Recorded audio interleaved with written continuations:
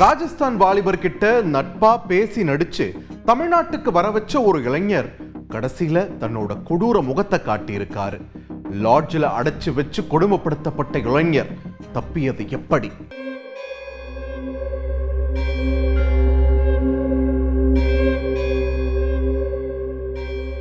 சென்னை திருவல்லிக்கேணி காவல் நிலையத்திற்கு பயமும் பதட்டமுமாய் வந்த வடமாநில இளைஞர் ஒருவர் பகீர் புகார் ஒன்றை கொடுத்திருக்கிறார். தனது நண்பரை லாட்ஜில் அடைத்து வைத்து சில போலீசார் விசாரணை நடத்துவதாகவும் தன்னையும் அந்த கும்பல் தாக்கியதாகவும் கூறியிருக்கிறார். இதை கேட்டு அதிர்ந்து போன போலீசார் அந்த இளைஞர் சொன்ன விடுதிக்கு விரைந்த போதுதான் அவர் சொன்னது அத்தனையும் உண்மை என்பது தெரிய வந்தது. ஒரு வடமாநில இளைஞரை போலீஸ் என சொல்லிக்கொண்டு சிலர் அடைத்து வைத்து சித்திரவதை செய்திருக்கிறார்கள். அவரை பத்திரமாக மீட்ட போலீசார் குற்றவாளிகளை மொத்தமாக கைது செய்து விசாரித்திருக்கிறார்கள். அப்போது சினிமாவை மிஞ்சும் ஒரு பக்கா கிரைம் சம்பவம் அரங்கேறியிருப்பது தெரிய வந்திருக்கிறது. ராஜஸ்தானைச் சேர்ந்தவர் 24 வயதான பர்மான் சொந்த ஊரில் துணிக்கடை வைத்து நடத்தி வருகிறார். இவரது கடையில் சில ஆண்டுகளுக்கு முன்னதாக சென்னையைச் சேர்ந்த காலித் என்பவர் வேலைக்கு சேர்ந்திருக்கிறார். முதலாளியான பர்மானோடு காலித் நெருங்கி பழகியதால் இருவரும் நண்பர்களாகவே மாறியிருக்கிறார்கள். ஆனால் ஒரு கட்டத்தில் காலித் வேலையை விட்டுவிட்டு மீண்டும் சென்னைக்கு திரும்பி வந்துவிட்டார். இருந்தாலும் காலித் பர்மானோடு நட்பை தொடர்ந்திருக்கிறார்.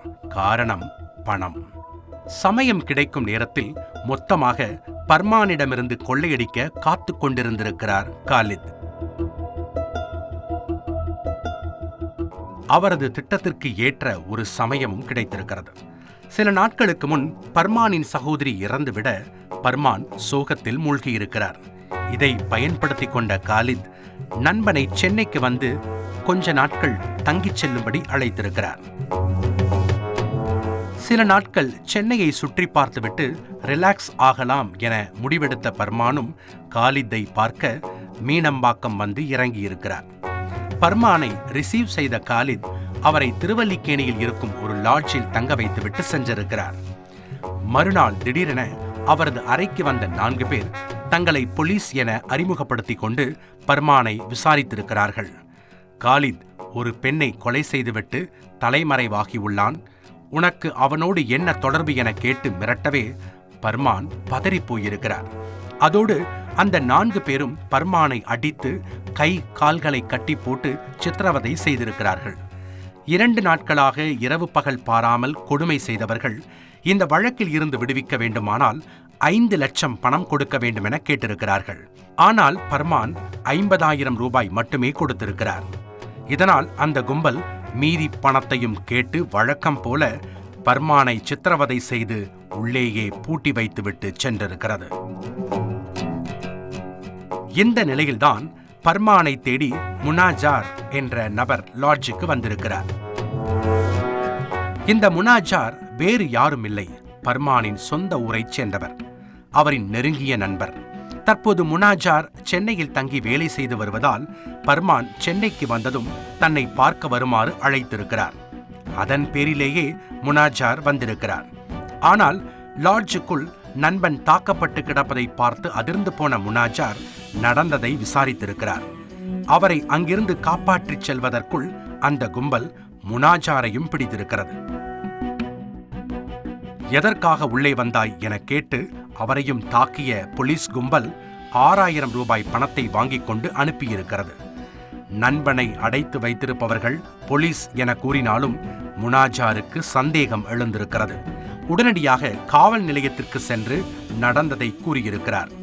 அவர் எடுத்த துணிச்சலான முடிவால் பர்மான் காப்பாற்றப்பட்டதோடு அந்த கும்பலையும் மடக்கி பிடித்திருக்கிறார்கள். மேலும் குற்றவாளியிடம் விசாரித்த போதுதான் இதற்கெல்லாம் மாஸ்டர் மைண்டாக இருந்தது காலித் என்பதும் தெரிய வந்திருக்கிறது. காலித் போட்ட பிளானை எக்ஸிக்யூட் செய்தவர்கள் சையத் பசுல்லா அகமது, இர்ஃபான் பாஷா, யுவராஜ். இதில் யுவராஜ் சினிமாவில் ஆர்ட் டைரக்டராகவும் சையத் பசுல்லா குரூப் டான்சராகவும் பணியாற்றி வந்திருக்கிறார்கள்.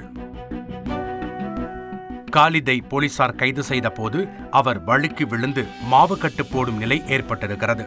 இந்த சம்பவம் தொடர்பாக மேலும் ஒருவரை தீவிரமாக தேடி வருகிறார்கள்.